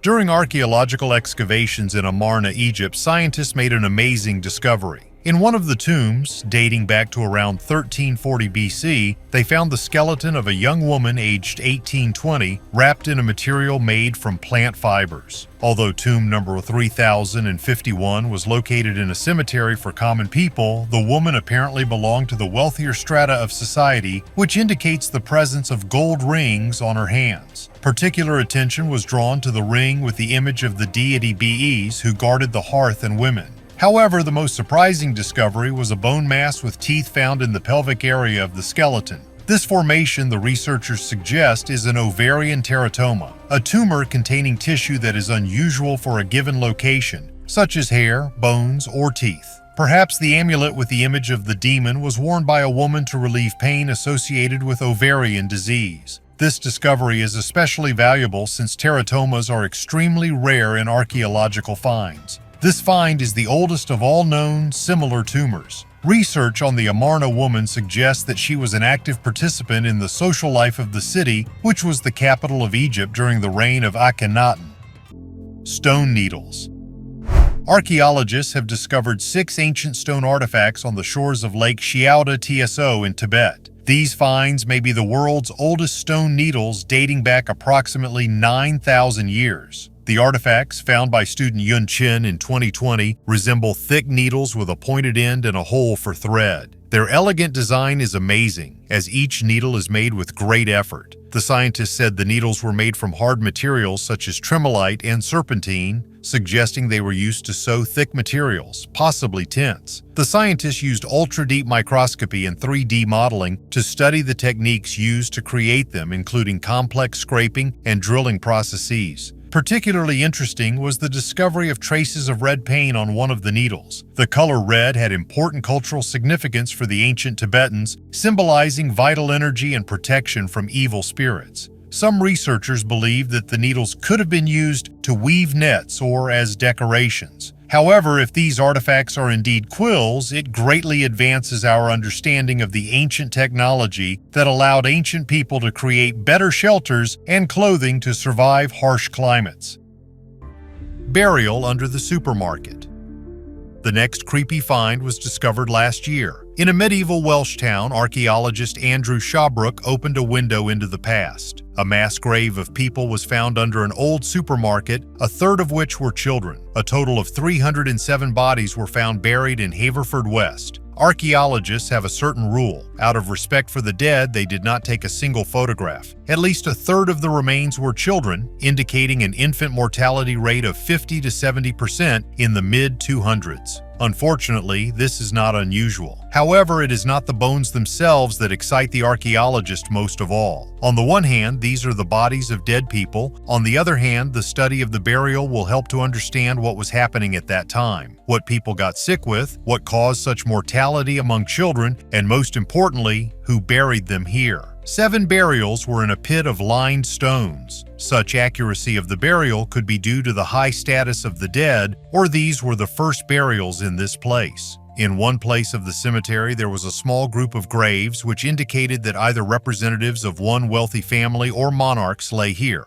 All bones will go to the laboratory for detailed study. DNA will be taken from them and all the necessary tests will be carried out. Scientists will try to study the relationship of the buried with each other and understand what happened around 1246 in Haverfordwest. One of the skeletons was found with horribly crooked legs and rotten teeth. This corresponds to the way the Dominican monks lived and worked. Dominicans, or black monks, have always been among the people. They preached, prayed, and most importantly, cared for the poor and the sick. It is for this reason that in old age they looked very exhausted and unkempt. After all, they gave all their strength throughout their lives to those in need. Archaeologists will not put all the discovered bones on public display. They will rebury them on consecrated ground, which will be as close as possible to Haverfordwest. Lycurgus Cup. The Lycurgus Cup is a unique artifact of antiquity, combining high art and complex technical implementation. This Roman glass goblet dates back to the 4th century AD and serves as a striking example of the ancient craftsmanship of glassmaking. The peculiarity of the cup lies in its ability to change color under different lighting conditions. In reflected light, the cup appears green, but when illuminated, it takes on a rich ruby red hue. This effect is achieved thanks to gold and silver nanoparticles in the glass. The image on the cup is based on Greek mythology and tells the story of Lycurgus, who tried to kill Ambrosia, the son of the god of wine Dionysus. The image shows how the vines generated by the vineyard entangle the body of Lycurgus, making it impossible for him to move. The Lycurgus cup is now kept in the British Museum. It serves not only as a magnificent example of ancient art, but also as evidence of the high level of knowledge of ancient artisans in the fields of chemistry and optics. Noah's Ark in Turkey.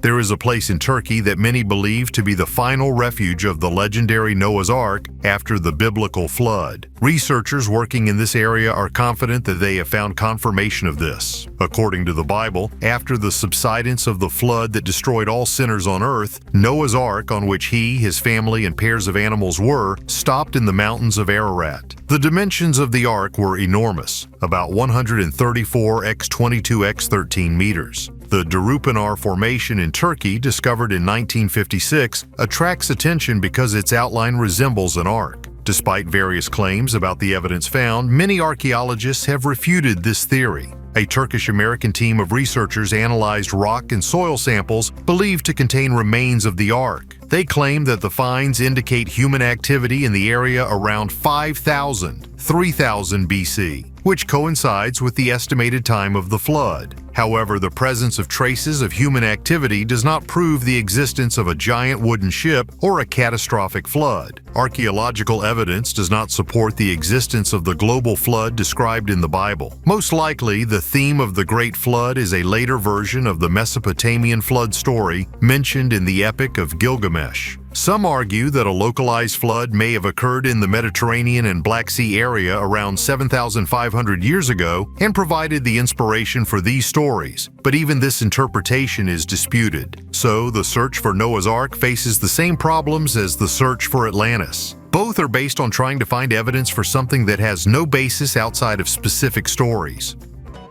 Name of Jesus Christ.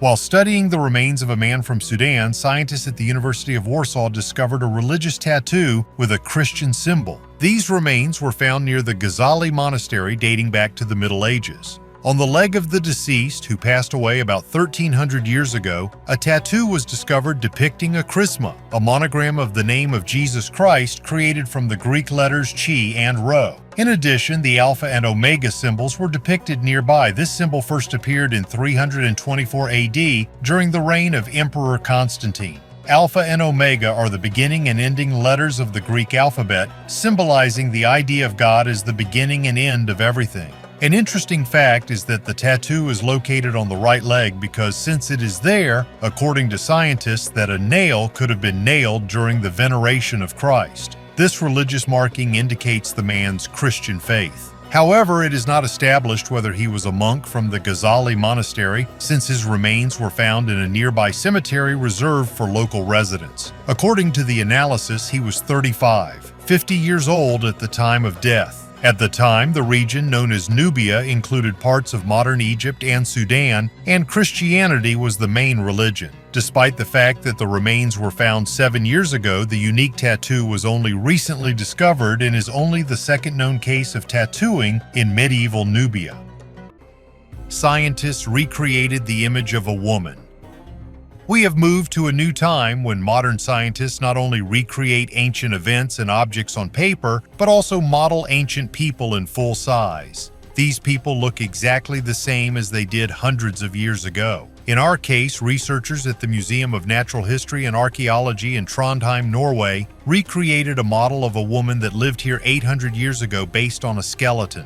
This smiling elderly woman looked exactly the same hundreds of years ago and walked around the city of Trondheim leaning on a cane. 800 years ago, she could not even imagine that researchers in the future would create her 3D model and give her a new name. Now, the old woman was nicknamed Tora. The name was chosen among the residents through a survey in the media. There is no information about the woman, of course. All the data that is known about her is her burial place and approximate age, and even this information is enough to guess who she was. In the late 1200s, there was a cemetery in Trondheim in central Norway where the remains were found. The cemetery was located next to the main street where quite wealthy people lived at that time, mainly artisans and merchants. Therefore, most likely the old woman was from a merchant family and lived a rather comfortable life. For a long time, an elderly woman walked hunched over and leaning on a cane. She did not have a single tooth in her lower jaw, which was considered the norm for those times. Museum staff spent a huge amount of work on the model.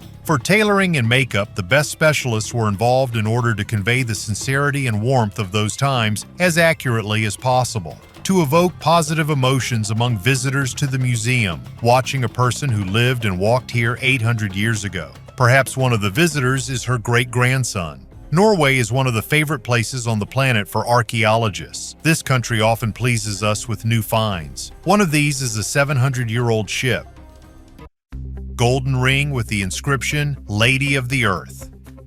The inscription, Lady of the Earth with the image of the god of fun, Bess was found on gold rings. Such a find was made by archaeologists from the Australian University in the ancient Egyptian burial of the city of Akhenaten. The age of the burial is approximately 3,300 years. Engraved on one of the rings, Bess was the god of fun and the protector of women in labor. He is depicted on the ring as a dwarf. In addition to the rings, a necklace of gold petals was found. On one of the rings was the inscription, Lady of the Earth. Archaeologists are not yet in a hurry to name the possible name of the owner of this ring. In the coming months, they plan to collect all the finds together and study them in detail. Akhenaten was built by Pharaoh Akhenaten, who was trying to change the polytheistic religion of Egypt. He intended to make Aten, the god of the solar disk, the main god. He moved the capital of Egypt from Thebes to Akhenaten. But soon after the death of Akhenaten, the new city was abandoned, and religious reforms were canceled by his son Tuten Kamoon. All artifacts found in Akhenaten and now Amarna are of great value among archaeologists. In the last video, I talked about how the Egyptian authorities are trying to hide the history of the ancient world and sell artifacts to wealthy collectors. Pyramids of Meroe. Everyone knows the huge pyramids of Egypt, but Sudan has the largest collection of these amazing ancient structures. What a twist, huh? Sudan is often associated with civil wars and disease, but this country is a treasure trove for lovers of culture and history. At the top of the list are the pyramids of Meroe. They were built in Nubia, one of the first civilizations of ancient Africa, and served as a place of eternal rest for the last pharaohs of the ancient city of Meroe. Over 200 pyramids, located on 3 sites, were built as royal graves for 40 kings and queens who ruled the kingdom of Nubia Kush for more than 1,000 years. This period is known as the Meroitic period. Unlike the pyramids of Giza, the pyramids of Meroe are built of granite and sandstone and are characterized by small bases and steep slopes. Many artifacts are found inside the tombs: ceramics, glass, quivers with arrows. Even despite the destruction, the pyramids retain their magic, especially at dawn and dusk. Bas-reliefs depicting scenes from ancient Egyptian mythology indicate a strong cultural influence. 1,500-year-old relic. Archaeologists from Innsbruck have discovered a rare ivory reliquary in an early Christian church in Irschen, southern Austria. This unique artifact, which is about 1,500 years old, is a box measuring approximately 20 by 30 centimeters, decorated with Christian symbols. A team of archaeologists led by Gerald Grabherr has been excavating the region since 2016. On August 4, 2022, they found the reliquary under the altar in the side chapel of the church. Although the artifact was damaged, researchers were able to identify it as a pyx, a round ivory container richly decorated with Christian motifs. This discovery was the first of its kind in Austria. There are about 40 such chests known throughout the world, and the last one was found about 100 years ago. Most pyx are kept in cathedral treasures or displayed in museums, making this find especially valuable. Ivory lying underground absorbs moisture, becomes soft, and is susceptible to destruction. Conservation of the artifact required careful and lengthy drying to prevent shrinkage and cracks. For 2 years, fragments of the reliquary were preserved for scientific analysis. Researchers are working on a 3D reconstruction of the pyx. This process will provide a deeper understanding of the history and significance of this unique find. Temple at the bottom of the ocean. You most likely did not know, but the Roman Empire had its own Las Vegas, and it was called Baiae. The city was located opposite the Gulf of Pozzuoli. At that time, it was a very fashionable city and attracted the attention of wealthy Romans from all over the Roman Empire. There were many luxurious villas, seaside resorts, and a variety of expensive entertainment. There were villas of all famous emperors: Caesar, Nero, Hadrian. Then life was in full swing here. Now the resort has turned into an underwater archaeological park. Marine archaeologists have found an old temple at the bottom of the ocean, which is about 2,000 years old. In addition to the temple, a huge area with ancient structures was discovered. Along the 2-kilometer coastline, mosaics, statues, and almost all buildings were well preserved. Michele Stefanillo and his colleagues have been studying the area since 2021. They want to create a detailed map of the area and especially to study the ancient temple. The construction of the temple was carried out not only by local residents, but also by immigrants from Central Asia. In addition to them, Nabatean merchants took part in the construction. These are the people who lived in northern Arabia and the southern Levant. Historians found the first evidence of the Nabatean temple in the inscriptions of the 18th century. All these finds were made possible thanks to archaeologists and divers. We dealt with the river, the seas, and oceans too. Now let's move on to studying the pyramids at the bottom of the lake. Graphite phallus.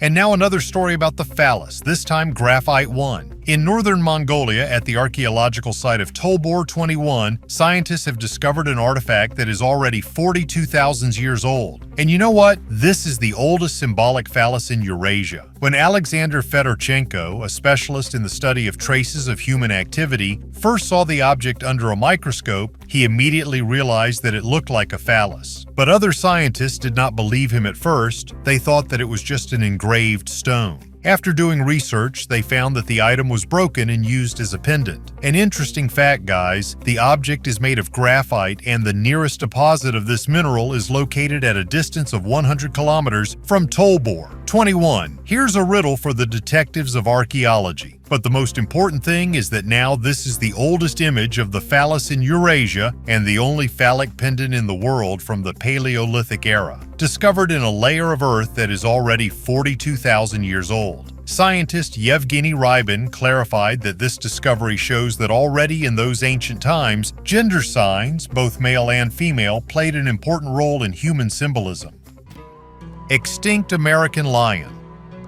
A lion in our time reaches a weight of up to 200 kilograms. In ancient times, as we know, everything was much bigger. So in the United States lived a lion which was twice the size of the modern ones. And these were the largest cats that lived in the United States 11,000 years ago. Climate change is bad for historical sites, but sometimes it even helps keep ancient artifacts in good shape. In October of this year, a resident of Mississippi in the river of the same name found a rare fossil of an American lion. This was a jaw of a very rare species. Immediately, an amateur archaeologist thought that he had discovered a large black tooth, but later managed to find out that it was a fragment of the jaw of Panthera atrox. The length of this monster was about 2.5 meters, the height was over a meter, and the weight was about 400 kilograms. These animals became extinct more than 10,000 years ago, along with other representatives of the megafauna. It's hard for me to imagine how such creatures could live in zoos in our time, and to feed such an animal is one hell of a task. Previously, a 19th century ship was found in this place. Experts believe that the jaw was most likely transported on this ship. Due to the drying up of the Mississippi River, archaeologists often find new artifacts. At the moment, this navigable transport route has big problems. But for archaeologists, such situations are, on the contrary, useful. And not only for them. After all, we have the opportunity to know our history and study the ancient world in more detail. While some archaeologists are studying the bottom of the Mississippi, others have discovered a temple at the bottom of the ocean. Meteor finds in tombs. Even 2,000 years before the beginning of the Iron Age, the Egyptians had already learned how to work with meteoric iron. In ancient times, the sky was clearer and our ancestors were guided by the stars and followed the falling meteorites. When meteors fell without burning up in the atmosphere, meteorites were obtained, space rocks. Scientists have confirmed that the 3 small beads found in the tomb were used in jewelry in 3200 BC and were made from iron that comes from meteorites. The ancient Egyptians pierced holes in it in the same way as they did with other precious stones. Then they created precious necklaces. Interestingly, meteorites were as valuable to them as precious stones and metals. Round man-made object found at the bottom of the Sea of Galilee. In the depths of Lake Kinneret in Israel, a huge ball with a diameter of about 50 meters and an age of 4,000 years was discovered. Who, when, and why made it is still a mystery. Researchers from Tel Aviv University and Ariel University tirelessly try to unravel this mystery. They even offered a fresh hypothesis that could possibly explain the origin of this mysterious object. After a detailed study using sonar and analysis of bottom sediments, scientists determined that this giant ball, made from large fragments of basalt, is located at a depth of about 12 meters. Previously, scientists believed that this could be the biblical well of Miriam, the sister of the prophet Moses, who helped the Jews survive in the desert. But now researchers are proposing an entirely new idea. Remember the legend of Akkad, the great hunter with a magical bow who was killed by a jealous goddess? This legend says that the father searched for the body of his son for a long time, found it, and buried it in the sea. Not in any sea, but in the Sea of Galilee. Now scientists want to understand what is hidden inside this giant ball. To do this, they are going to conduct underwater research using an ultrasound machine. Mercenary Commander's Tomb. We are going to the necropolis of Abusir, not far from Cairo. The tomb, which we will study, belongs to the beginning of the 5th century BC and is very unusual. It is a shaft-type tomb. Here is our main hero of today's video, Wahibra Maronite. This guy apparently was a commander of mercenary warriors and it seems died suddenly, since his tomb was not fully completed. The amazing double sarcophagus found in the depths of this mine is directed from east to west. The outer sarcophagus is made of massive blocks of white limestone, while the inner sarcophagus is made of basalt covered with ancient spells from the Book of the Dead that help the deceased overcome the path to the other world. Unfortunately, the tomb was plundered in antiquity, and all that archaeologists managed to find were 2 amulets, a heart scarab and a headrest for a mummy. According to the ideas of the ancient Egyptians, they helped the spirit of the deceased to maintain clarity of consciousness in another world. Interestingly, they also found some grave goods left after the robbery: faience figurines, incense vessels, and fragments of the Book of the Dead. So guys, it looks like Wahibra Maronite was a very important person. Unique wagon in Russia. Imagine a car made by hand from wood. Instead of wheels, massive wooden discs. Instead of a body, a lattice of intertwined twigs. It is curious, but such a wagon was found by archaeologists in the Rostov region. It was buried in the grave of a 50-year-old man who lived in the 23rd century BC. You will probably ask, how could such an ancient wagon survive? Well, we're just lucky here. The coolest part of the wagon, the frame, that is, the running gear, has been preserved quite well. And you know what's interesting? The masters of those times very carefully selected wood for every detail. For example, the frame was made from maple and the wheels were made from oak. Super deep research even showed that all the trees were native. This means that the wagon was made right there. Our ancestors cut down trees in the forest that was nearby and used them to create their vehicles. The coolest thing about this story is that the ancient inhabitants of these places knew how to work with wood, weave from twigs, and all this with the help of simple bronze tools. So guys, the ancient nomads were not quite as savages as we could imagine. They skillfully used all available resources and created completely unique things. Flooded cemetery found in Egypt. Heraklion is a huge port that arose on the coast of Egypt in the 8th century BC. The place was so popular with Greek merchants that they even built a cemetery here. The secrets of this cemetery were revealed thanks to modern methods of underwater archaeology. In the graves, archaeologists have found a huge number of artifacts, including fine Greek pottery. Near the port, they also discovered many sanctuaries built by the Greeks. But what is even more exciting is the discovery of an antique ship. It sank in one of the channels and hid under a 5-meter layer of clay and silt. Ancient leather boot. The next find was found in Kent, UK. An incredible discovery has been made here, part of a 3,000-year-old leather boot, possibly the oldest shoe ever found on British soil. Quite by accident on the beach, a local archaeologist stumbled upon this shoe. He could not even imagine that this is a real treasure of the Bronze Age. To confirm his assumption, he sent the find to Scotland for radiocarbon analysis. After that, he got the answer from them that the shoe is really from the late Bronze Age. As the archaeologist said, this is a real rarity because textiles rarely survive thousands of years. Another interesting detail, our find is the smallest Bronze Age shoe in the world. The sole is only 7 centimeters. According to scientists, this shoe was worn by a toddler aged 3 years. Now researchers are trying to establish what animal skin the shoes were made from, and after all the scientific research, it will go to the British Museum. Did you know that up to this point, the oldest shoe in the UK was considered a 2,000-year-old find from the Somerset Quarry? However, now we have a new record holder. Egyptian sarcophagus and the Simpsons.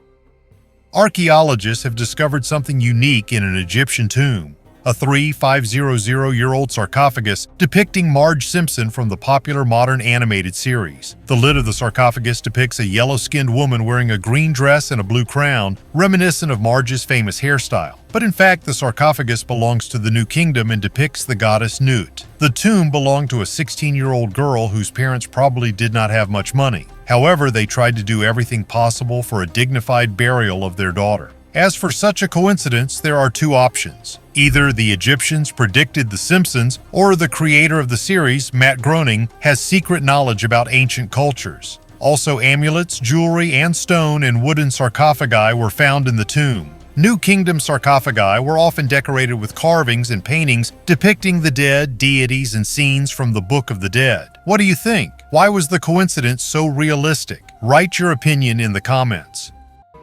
Ancient Mayan football scoreboard. In Mexico, at Chichen Itza on the Yucatan Peninsula, archaeologists have found a stone disc depicting 2 people playing tlachtli, an ancient game popular in the region. This disc, weighing more than 40 kilograms, was used as a scoreboard to record the results of matches. Tlachtli, Mesoamerican ball game, was common among the peoples of Mesoamerica before the arrival of Columbus. The games were held as ritual events and were sometimes accompanied by sacrifices, but were more often played for entertainment. It is difficult to disagree that archaeologists consider tlachtli to be the ancestor of modern football. Researchers estimate the age of the plate at 1,200 years. Archaeologist Francisco Osorio Leon says such finds are very rare. Iconographic experts have identified 2 central players, one wearing a feather headdress and the other, his opponent, wearing a serpent turban, an outfit typical of pelota players, another ancient ball game estimated to be 3,000 years old. Human skull over 1 million years old. The reality of such finds is confirmed by archaeologists from China. It was there that similar ancient remains of humanoids have been repeatedly found. In our case, the reliability is confirmed by Amiel Viale, a researcher from the National Museum of Natural History in Paris. He confirmed that the skull was perfectly preserved and its age is about 1 million years. Chinese archaeologists have established that the skull belongs to the archaic species of man Homo erectus. In addition to the skull of Homo erectus, animal fossils have been found. Based on all the findings, scientists were able to date the ancient artifacts as accurately as possible. People lived in Yunyang from 1.1 million to 800,000 years ago. experts identified the forehead, eye sockets, and cheekbones of the skull. It's hard to believe, but we can now see the fossil of a man who lived on our planet more than 1 million years ago. But why have so few fossils been found? Or are we not told about all the finds? Why are some ancient human and animal remains preserved while others turn to dust? In the next video, I will definitely try to answer these questions. In the meantime, I will talk about a unique gold ring from ancient Egypt. Faces on stone.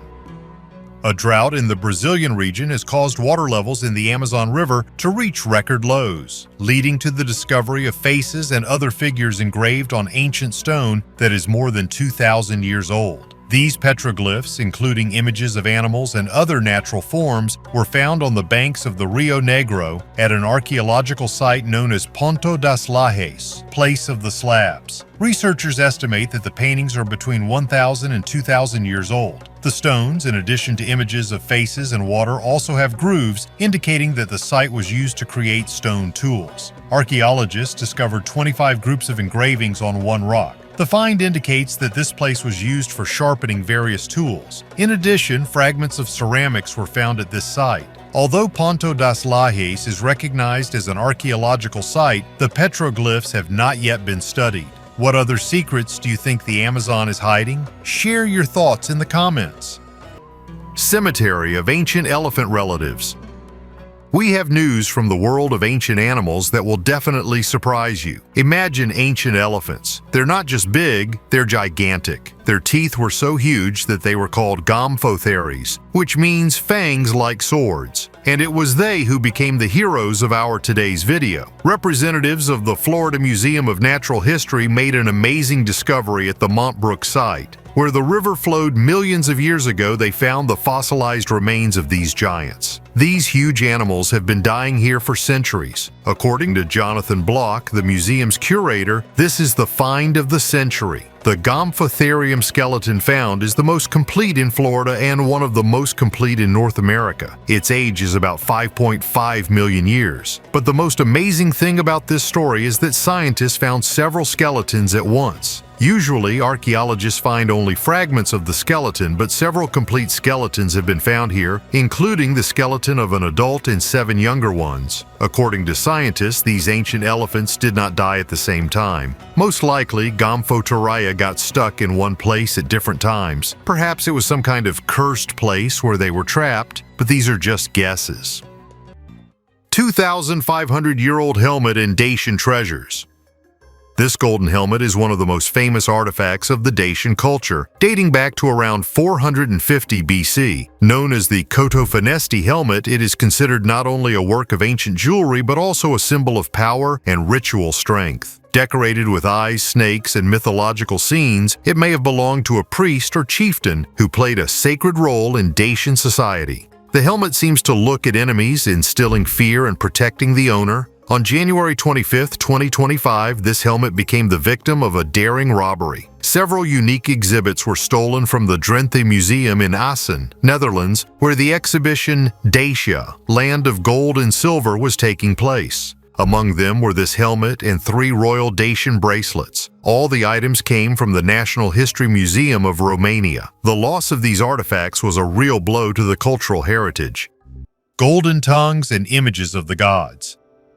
Archaeologists from Egypt's Ministry of Tourism and Antiquities have uncovered an astonishing collection of artifacts during excavations at Tel El Deir. The site has enriched Egypt's history with 63 mud brick tombs and other simple burials. The team uncovered a variety of artifacts, including gold foil pieces depicting gods such as Isis, Bastet, and Horus, as well as protective symbols and languages that allowed the deceased to speak before the court of Osiris in the afterlife. These foil fragments stand out for their craftsmanship and the variety of materials used. Numerous funerary offerings were also found, including amulets, Ushabti statues, figurines, coins, and a mirror, illustrating the burial customs of the 26th dynasty. Among the finds was a ceramic vessel containing 38 bronze coins from the Ptolemaic era depicting the head of Zeus Ammon. These coins, dated to the late 3rd century BC, may have been buried during a major revolt against the Ptolemaic dynasty around 206 BC. Iron balls at the bottom of the ocean. The German research vessel Sonne in the waters of the Atlantic went in search of sea creatures between South America and Africa, but stumbled upon something completely different. At the bottom of the sea, they found dozens, hundreds, thousands of metal balls, each the size of a bowling ball. It was the largest deposit of manganese balls ever found in the Atlantic Ocean. Manganese balls, which often look like pancakes, can be found in every ocean, but the largest ones are usually found in the Pacific. These balls in the Atlantic were special. They were round, which is quite unusual. Scientists think that these balls formed over millions of years, expanding their size by 1 centimeter every million years. The largest of them, 10 million years old, lie at a depth of 5.5 thousand meters. Ancient funerary ossuaries. And now I will tell you about 3 stone urns, which are already 1850 years old. They were found near the Israeli city of Kafr Khana in the Galilee. Stone urns, also called ossuaries, were used in ancient times to store skeletal remains. This was traditional for the Jews of Judea and Galilee during the period of the Roman Empire, beginning around the 1st century BC. These urns were discovered in ancient burial caves, accidentally destroyed during construction work. Of the 3 urns, only fragments survived and they were all empty. Immediately, there was a suspicion of looting. Police have already launched an investigation, and construction on the site has been halted. The destruction of the caves caused irreversible damage. Archaeologists are urging people to be vigilant and report suspicious activity in places where there may be archaeological sites. The researchers collected all the ossuaries found and carefully studied them, and that's what they found. Urns are made in the Greek style, which was typical for the Jewish population in the Roman period. And the most interesting thing, one of the urns depicts a round wreath with drilled holes. It is believed that this is a symbol of the victory of the deceased over death. Unidentified head. Heads from Leidenburg is a set of clay heads discovered in South Africa. They are dated 500 AD and are the oldest known examples of Iron Age art south of the equator. In 1957, as a 10-year-old boy, Ludwig von Basing found these heads on his father's farm. A total of 7 heads were found. 2 of them are large enough to put on a child's head, the other 5 are half the size. They are all different, but each has something in common. For example, clay neck rings, which perhaps symbolized prosperity. Perhaps they were worn as masks during rituals, or they were attached to something during ceremonies. Ancient bridge in England. In England, there is an amazing wooden bridge from the Neolithic period. It is almost 6,000 years old. It's a trail called the Sweet Track that cuts through swampy terrain in the Somerset Levels. It is named after Rae Sweet, who discovered it in 1970. The dating accuracy was determined by the dendrochronology method. Sweet Track was created as a shortcut through the swamp. It was actively used for 10 years, but then it was abandoned, possibly due to rising water levels. Items found along the trail include stone axes, arrows, the remains of a dish, parts of bows, bone hooks, and a fragment of a spoon. The road is about 1.8 kilometers long and connected 2 Neolithic settlements on opposite sides of the swamp. Today, the Sweet Track is considered to be the oldest known road in England. Surprisingly, the manufacturing technology of such wooden bridges has not changed much over the past millennia. This unique find allows you to learn more about the life of people in the Neolithic era and their methods of transportation. Fabric dyed with insects.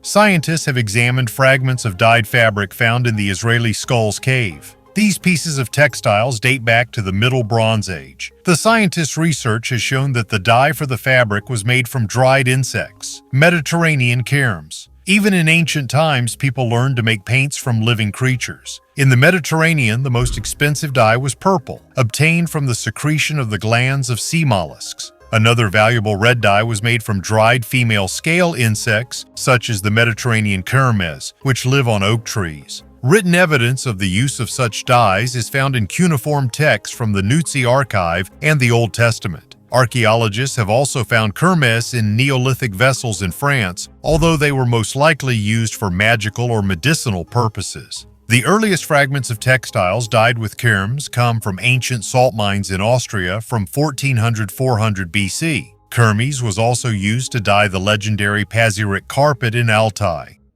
Wooden sculpture of Christ. In the Belarusian village of Nesutici, in the dilapidated chapel of the Church of the Holy Archangel Michael, restorers have discovered a wooden sculpture of the crucified Christ. The find is more than 250 years old, and experts call it a real miracle. For so many years, it has remained practically undamaged. Research has shown that the sculpture was carved from pear wood, presumably in the 17th century. The exact origin is still unknown, but there are versions that it could have been made in Italy or Prussia. Such finds are rare. They remind us how many secrets can still be kept even in forgotten corners. How is it possible that after 100 years, archaeologists changed their minds about a find? What was discovered in Egypt 100 years ago turned out to be a lie, and now archaeologists are trying to change our history. About this and other finds of archaeologists, see in this video. Hi friend, you are on the KirTop channel. Diplomatic relations in antiquity. Geopolitics has always been a complex process, and at different times, governments used a variety of methods to achieve peace, conclude contracts, or build their relations with their neighbors in this way. So in South America, 1,700 years ago, the monkey became a Maya gift to Teotihuacan during a period of peace and diplomacy before the two groups eventually clashed. The skeleton was discovered in 2018 during excavations under the pyramid in the Square of Columns in the ancient city of Teotihuacan. Then archaeologists found animal bones, a lot of jewelry, figurines, and obsidian knives. The discovery of a spider monkey skeleton here shocked archaeologists. These creatures did not live in the dry environment near Teotihuacan. However, there were many of them in the territory of the Maya, which is 1,500 kilometers to the east. After analyzing the remains of the monkey, scientists determined that this was a female aged 5 to 8 years. They also managed to determine that the monkey was caught in the rainforest when she was about 3 years old.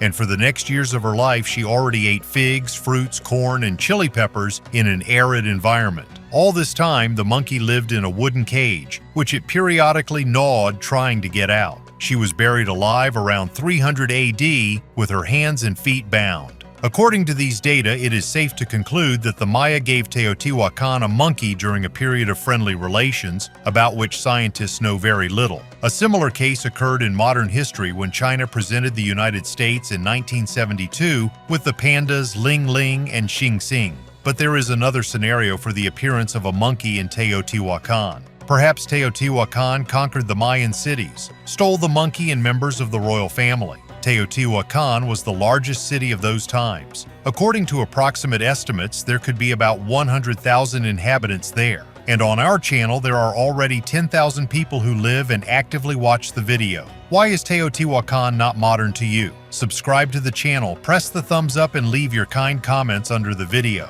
Thanks for your views. Bye everyone.